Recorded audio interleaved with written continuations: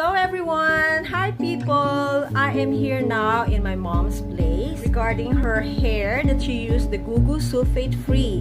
And it's been more than a month now, so I need to cut her hair. And as you can see, I am wearing a PPE right now because she's old already and I don't want her to get sick because I came from the outside, so I need to protect my own mother. So for now, I'm going to ask a few questions, but it's kind of different because she's already at her age.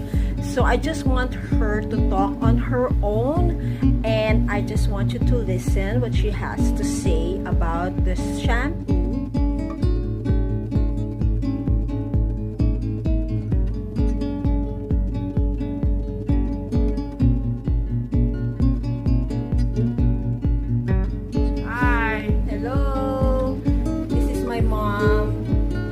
My dearest mom mo. Ngayon gugupitan ko siya ng hair kasi mahaba na yung hair niya. Kung napapansin niyo, ayan o, punong-puno na siya ng buhok. Tapos yung dati niyang puyo, wala nang buhok yun. So ngayon, mapapansin. Dati, nagkakaroon ng pimple ang scalp ko. Tsaka masakit yung mga pimple. Kaya pinalitan ko na nitong shampoo na Gugu sulfate free, mamo. Gugu sulfate free. At saka tumutubo na yung dating masyadong nahuhulog na ang buhok. Sa tuktok.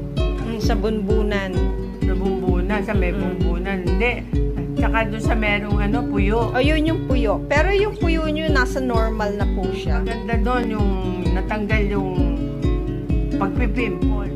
Oo. Ano masasabi niyo sa shampoo, mamo? Okay yun. Subukan ninyo para magamot kung ano man yung diferensya ng scalp sa inyo, mga ulo. Ngayon, di ba, mamo, gugupitan ko kayo? Oo. Kasi mabilis nang tumubo yung buhok nyo, no? Oo.